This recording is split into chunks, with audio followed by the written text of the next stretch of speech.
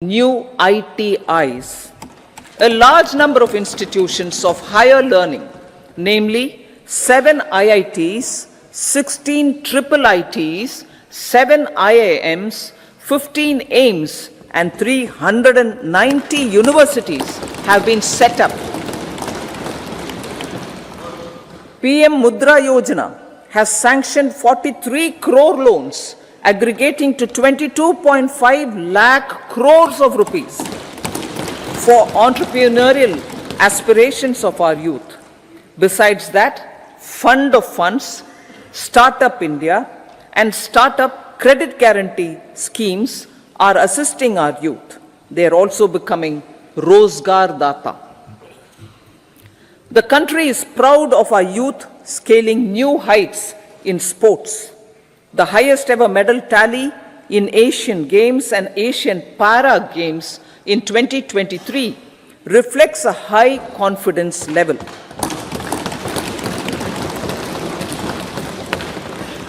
Chess prodigy and our #1 ranked player Pragnananda put up a stiff fight against the reigning world champion Magnus Carlsen in 2023.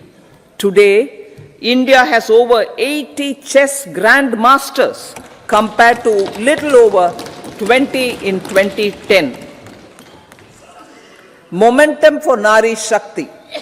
The empowerment of women through entrepreneurship, ease of living, and dignity for them has gained momentum in these 10 years. 30 crore Mudra Yojana loans have been given to women entrepreneurs. Female enrollment in higher education has gone up by 28% in 10 years. In STEM courses, girls and women constitute 43% of enrollment, one of the highest in the world. All these measures are getting reflected in the increasing participation of women in workforce. Making triple talaq illegal, reservation of 1/3 seats for women in the Lok Sabha and state assemblies, and giving over 70% houses under PM Awas Yojana in rural areas to women, and giving over 70% houses under PM Awas Yojana in rural areas to women as sole or joint owners have enhanced their dignity. Exemplary track record of governance, development, and performance. Besides delivering on high growth in terms of gross domestic product, the government is equally focused on a more comprehensive GDP, that is, governance, development, and performance. Our government has provided transparent, accountable, people-centric, and prompt, trust-based administration with citizen-first and minimum government, maximum governance approach. The impact of all-round development is discernible in all sectors. There is macroeconomic stability, including in the external sector. Investments are robust. The economy is doing well. People are living better and earning better, with even greater aspirations for future. Average real income of the people has increased by 50%. Inflation is moderate. People are getting empowered, equipped, and enabled to pursue their aspirations. There is effective and timely delivery of programs and of large projects. Economic management.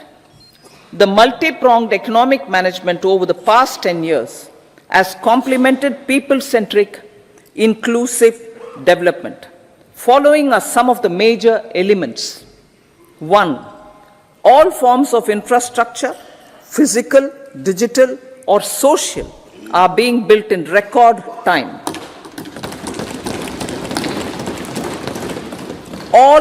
Number 2, All parts of the country are becoming active participants in economic growth. Number 3, digital public infrastructure, a new factor of production as if in the 21st century, is instrumental in formalization of the economy. Number 4, goods and services tax has enabled one nation, one market, one tax. Tax reforms have led to deepening and widening of tax base. Number 5, strengthening of the financial sector has helped in making savings, credit, and investments more efficient. Number 6, GIFT, IFSC, and the Unified Regulatory Authority, IFSCA, are creating a robust gateway for global capital and financial services for the economy. Number 7, proactive inflation management has helped keep inflation within the policy band. Now, the global context, Honorable Speaker, sir. Geopolitically, global affairs are becoming more complex and challenging with wars and conflicts. Globalization is being redefined with reshoring and friendshoring, disruption and fragmentation of supply chains, and competition for critical minerals and technologies. A new world order is emerging after the COVID pandemic. India assumed the G20 presidency during very difficult times for the world. The global economy was going through high inflation, high interest rates, low growth, very high public debt, low trade growth, and climate changes. The pandemic has led to a crisis of food, fertilizer, fuel, and finances for the world, while India successfully navigated its way. The country showed the way forward and built consensus on solutions for those global problems. The recently announced India-Middle East-Europe economic corridor is a strategic and economic game changer for India and others. In the words of Honorable Prime Minister, the corridor, and I quote, will become the basis of world trade for hundreds of years to come, and history will remember that this corridor was initiated on Indian soil, unquote. Vision for Vikasit Bharat. Our vision for Vikasit Bharat is that of prosperous Bharat in harmony with nature, with modern infrastructure, and providing opportunities for all citizens and all regions to reach their potential. With confidence arising from strong and exemplary track record of performance and progress, earning Sabka Vishwas, the next 5 years will be years of unprecedented development and golden moments to realize the dream of developed India by 2047. The trinity of demography, democracy, and diversity, backed by Sabka Prayas, has the potential to fulfill aspirations of every Indian. As Honorable Prime Minister in his Independence Day address to the nation mentioned, I quote, "There is no dearth of opportunities, as many opportunities as we want. The country is capable of creating more opportunities. Sky is the limit," unquote. Strategy for Amrit Kal. Our government will adopt economic policies that foster and sustain growth, facilitate inclusive and sustainable development, improve productivity, create opportunities for all, help them enhance their capabilities, and contribute to generation of resources to power investments and fulfill aspirations. Guided by the principle, reform, perform, and transform, the government will take up next generation reforms and build consensus with the states and stakeholders for effective implementation. It is an important policy priority for our government to ensure timely and adequate finances, relevant technologies, and appropriate training for the micro, small, and medium enterprises, MSMEs, to grow and also compete globally. Orienting the regulatory environment to facilitate their growth will be an important element of this policy mix. Aligning with the Panchamrit goals, our government will facilitate sustaining high and more resource-efficient economic growth. This will work towards energy security in terms of availability, accessibility, and affordability. For meeting the investment needs, our government will prepare the financial sector in terms of size, capacity, skills, and regulatory framework. Aspirational Districts Program. Our government stands ready to assist the states in faster development of aspirational districts and blocks, including generation of ample economic opportunities. Development of the East. Our government will pay utmost attention to make the eastern region and its people a powerful driver of India's growth.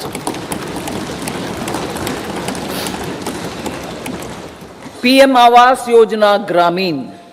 Despite the challenges due to COVID, implementation of PM Awas Yojana Gramin continued, and we are close to achieving the target of 3 crore houses.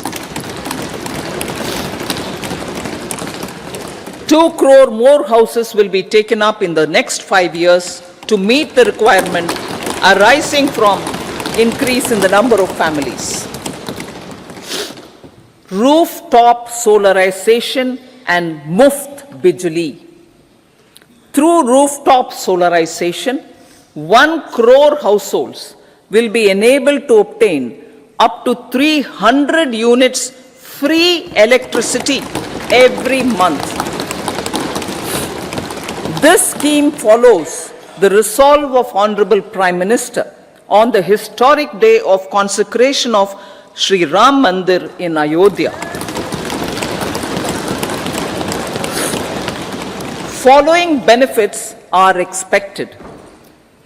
Savings up to 15 to 18,000 rupees annually for households from free solar electricity and selling the surplus to the distribution companies. Charging of electric vehicles. Entrepreneurship opportunities for a large number of vendors for supply and installation. Employment opportunities for the youth with technical skills in manufacturing, installation, and maintenance. Housing for middle class. Our government will launch a scheme to help deserving sections of the middle class, and I quote from Honorable Prime Minister's words, living in rented houses or slums or chawls and unauthorized colonies, unquote, to buy or build their own houses. Medical colleges. Several youth are ambitious to get qualified as doctors. They aim to serve our people through improved healthcare services. Our government plans to set up more medical colleges by utilizing the existing hospital infrastructure under various departments. A committee for this purpose will be set up to examine the issues and make relevant recommendations. Cervical cancer vaccination. Our government will encourage vaccination for girls in the age group of 9 to 14 years for prevention of cervical cancer. Maternal and child health care. Various schemes for maternal and child care will be brought under one comprehensive program for synergy in implementation. Upgradation of Anganwadi centers under Saksham Anganwadi and Poshan 2.0 will be expedited for improved nutrition delivery, early childhood care, and development.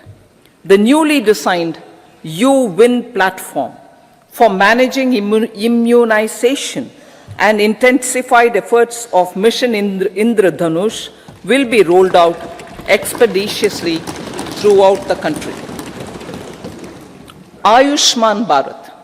Healthcare cover under Ayushman Bharat scheme will be extended to all ASHA workers, to all Anganwadi workers and helpers. Agriculture and food processing. The efforts of value addition in agriculture sector and boosting farmers' incomes will be stepped up. Pradhan Mantri Kisan Sampada Yojana has benefited 38 lakh farmers and generated 10 lakh employment. Pradhan Mantri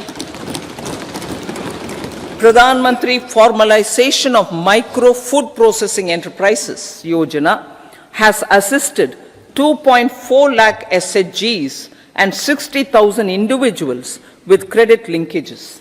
Other schemes are complementing the efforts for reducing post-harvest losses and improving productivity and incomes. For ensuring faster growth of the sector, our government will further promote private and public investment in post-harvest activities, including aggregation, modern storage, efficient supply chains, primary and secondary processing and marketing and branding. Nano DAP. After the successful adoption of nano urea, application of nano DAP on various crops will be expanded in all agroclimatic zones. Atmanirbhar Oil Seeds Abhiyan.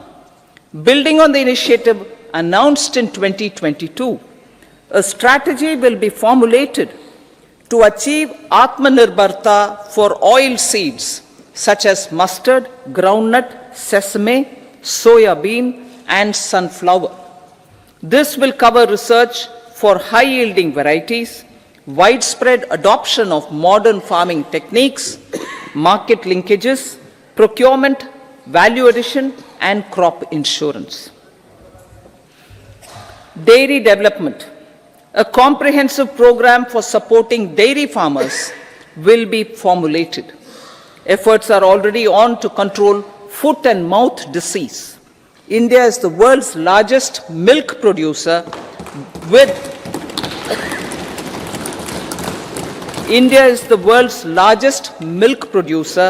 but with low productivity of milch animals. The program will be built on the success of existing schemes such as Rashtriya Gokul Mission, National Livestock Mission, and infrastructure development funds for dairy processing and animal husbandry. Matsya Sampada. It was our government which set up a separate department for fisheries, realizing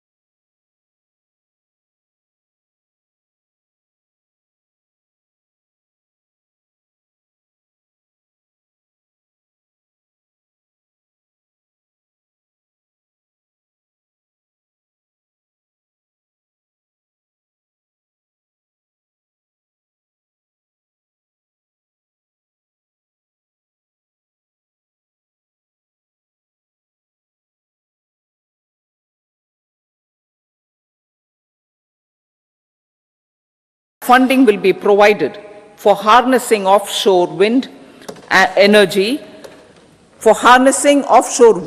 potential for initial capacity of 1 gigawatt. Coal gasification and liquefaction capacity of 100 metric tons will be set up by 2030. This will also help in reducing imports of natural gas, methanol, and ammonia. Phased mandatory blending of compressed biogas in compressed natural gas for transport and piped natural gas for domestic purposes will be mandated. Financial assistance will be provided for procurement of biomass aggregation machinery to support collection. Electric vehicle ecosystem. Our government will expand this and strengthen the e-vehicle ecosystem by supporting manufacturing and charging infrastructure.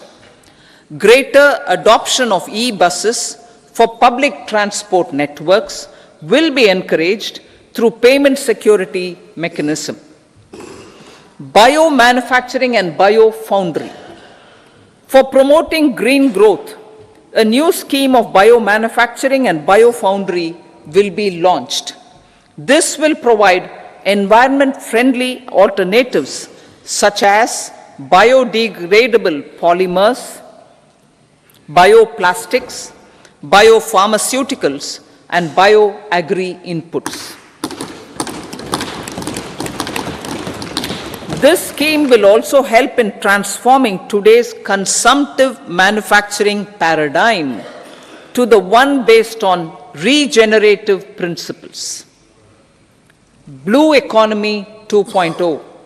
For promoting climate resilient activities for Blue Economy 2.0, a scheme for restoration and adaptation measures and coastal aquaculture and mariculture with integrated and multi-sectoral approach will be launched.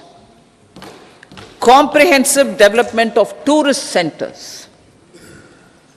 The success of organizing G20 meetings in 60 places presented diversity of India to global audience. Our economic strength has made the country an attractive destination for business and conference tourism. Our middle class also now aspires to travel and explore. Tourism, including spiritual tourism, has tremendous opportunities for local entrepreneurship. States will be encouraged to take up comprehensive development of iconic tourist centers, branding and marketing them at global scale. A framework for rating of the centers based on quality of facilities and services will be established. Long-term interest-free loans will be provided to states for financing such development on matching basis. To address the emerging fervor for domestic tourism, Honorable Speaker, sir, projects for port connectivity, tourism infrastructure, and amenities will be taken up on our islands, including Lakshadweep. This will help in generating employment also. Promoting investments. The FDI inflow during 2014 to 23 was 596 billion US dollars, marking a golden era. That is twice the inflow during 2005 to 14. For encouraging sustained foreign investment, we are negotiating bilateral investment treaties with our foreign partners in the spirit of First Develop India. FDI is First Develop India. Reforms in the states for Vikasit Bharat. Many growth and development enabling reforms are needed in the states for realizing the vision of Vikasit Bharat. A provision of 75,000 crore rupees as 50-year interest-free loan is proposed this year to support those milestone-linked reforms by the state governments. Societal changes. The government will form a high-powered committee for an extensive consideration of the challenges arising from fast population growth and demographic changes. The committee will be mandated to make recommendations for addressing these challenges comprehensively in relation to the goal of Vikasit Bharat. Amrit Kal as Kartavya Kal. Our government stands committed to strengthening and expanding the economy with high growth and to create conditions for people to realize their aspirations. Honorable Prime Minister, in his Independence Day address to the nation in the 75th year of our Republic, said, and I quote, "We commit ourselves to national development with new inspirations, new consciousness, new resolutions, as the country opens up immense possibilities and opportunities. It is our Kartavya Kal." Unquote. Every challenge of the pre-2014 era was overcome through our economic management and our governance. These have placed the country on a resolute path of sustained high growth. This has been possible through right policies, true intentions, and appropriate decisions. In the full budget in July, Honorable Speaker, our government will present a detailed roadmap for our pursuit of Vikasit Bharat.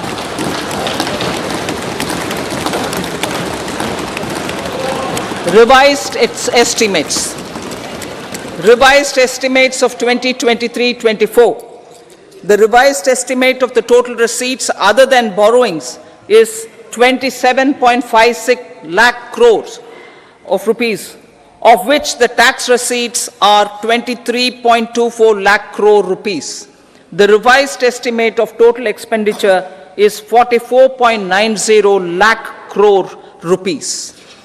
The revenue receipts at 30.03 lakh crore rupees are expected to be higher than the budget estimate, reflecting strong growth momentum and formalization in the economy. The revised estimate of the fiscal deficit is 5.8% of GDP, improving on the budget estimate, notwithstanding moderation in the nominal growth estimates. Budget estimates for 2024-25.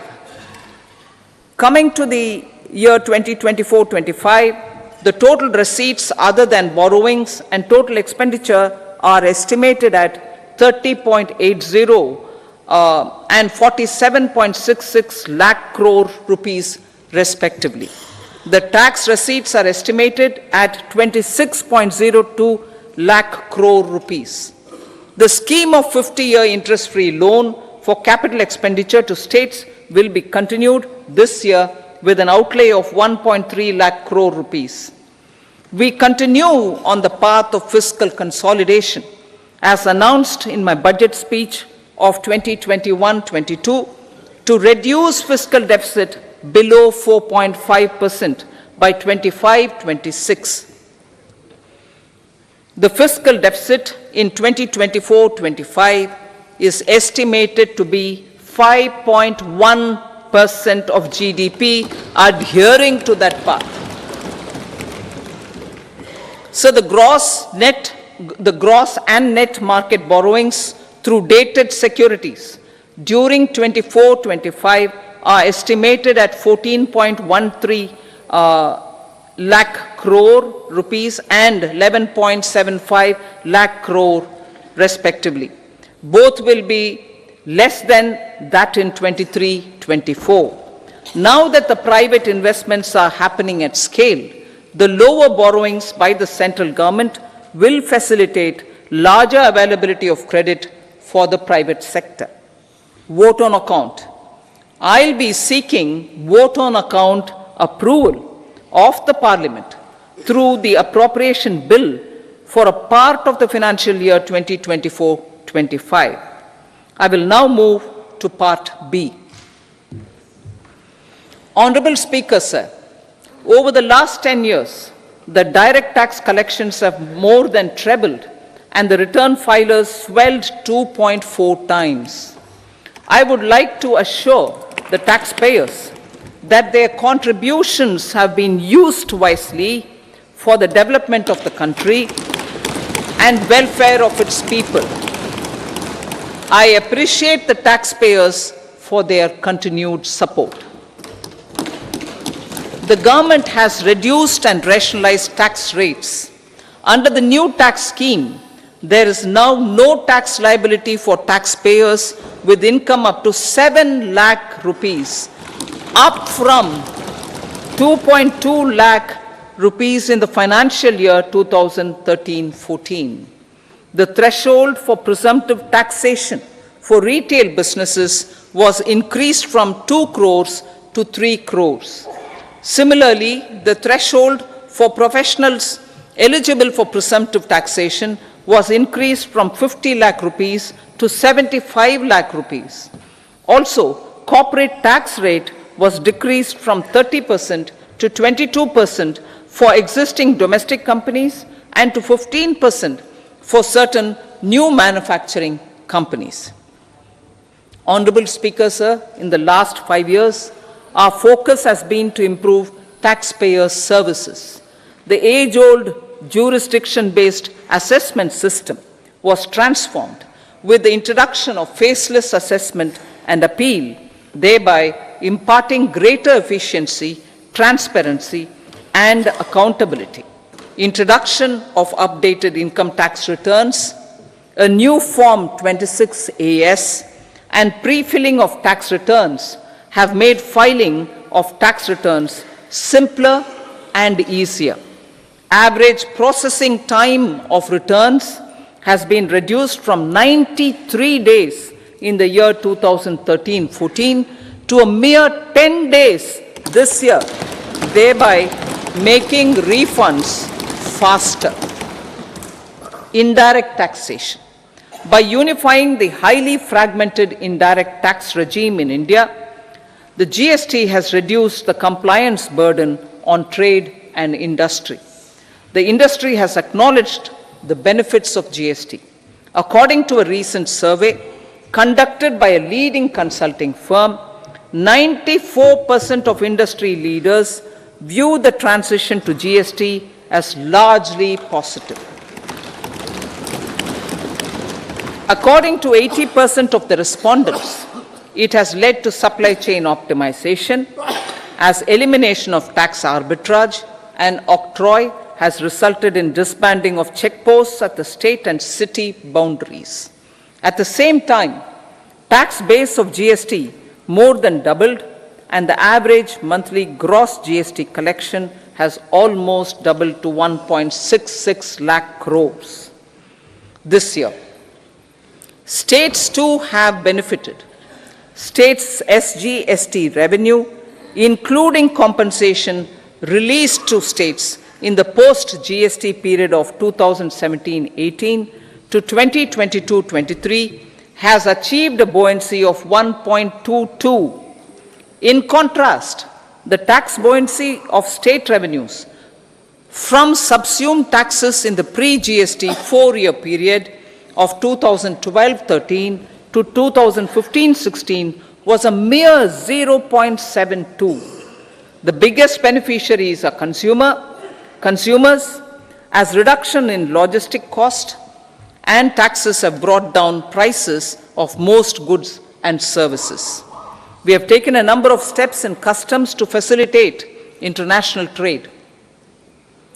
As a result, the import release time declined by 47% to 71 hours at inland container depots, by 28% to 44 hours at air cargo complexes, and by 27% to 85 hours at seaports over the last 4 years since 2019, when the national time release studies were first acted. Tax proposals. As for tax proposals, in keeping with the convention, I do not propose to make any changes relating to taxation and propose to retain the same tax rates for direct and indirect taxes, including import duties. However, certain tax benefits to startups and investments made by sovereign wealth or pension funds, as also tax exemption on certain income of some IFSC units, are expiring on 31/3/2024. To provide continuity in taxation, I propose to extend the date to 31/3/2025. Moreover, in line with our government's vision to improve ease of living and ease of doing business, I wish to make an announcement to improve taxpayers' services. There are a large number of petty, non-verified, non-reconciled, or disputed direct tax demands, many of them dating as far back as 1962, which continue to remain on the books, causing anxiety to honest taxpayers and hindering refunds of subsequent years. Honorable Speaker, sir, I propose to withdraw such outstanding direct tax demands up to 25,000 rupees pertaining to the period up to financial year 2009-10 and up to 10,000 rupees for financial years 2010-11 to 2014-15. This is expected to benefit about 1 crore taxpayers. 1 crore taxpayers would benefit out of this. Economy then and now. In 2014, when our government assumed the reins, the responsibility to mend the economy step by step and to put the governance systems in order was enormous. The need of the hour was to give hope to the people, to attract investments, and to build support for the much needed reforms. The government did that successfully, following a strong belief of nation first. The crisis of those years has been overcome, and the economy has been put firmly on a high, sustainable growth path with all-round development. It is now appropriate to look at where we were then. I repeat, it is now appropriate to look at where we were then till 2014 and where we are now, only for the purpose of drawing lessons from the mismanagement of those years. The government will lay a white paper on table of the House.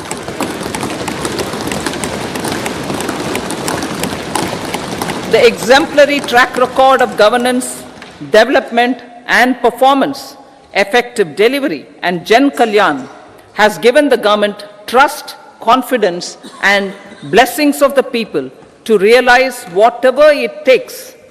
The goal of Vikasit Bharat with good intentions, true dedication and hard work in the coming years and decades. With this, Honorable Speaker, I commend the interim budget to this august House. Jai Hind.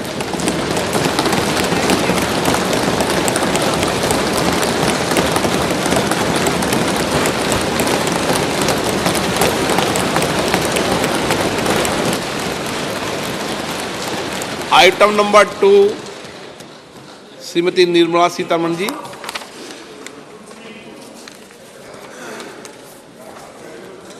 So, with your permission, I rise to lay on the table the following statements.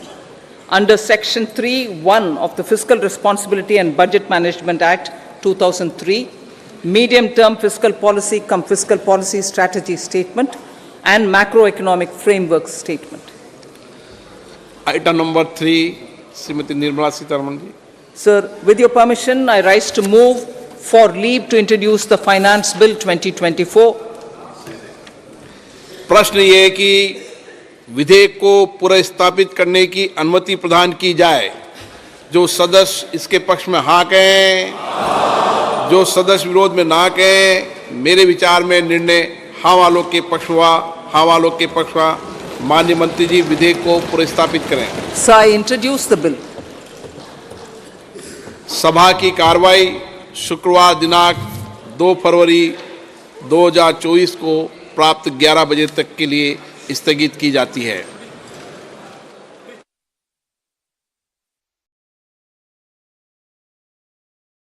Special housing loan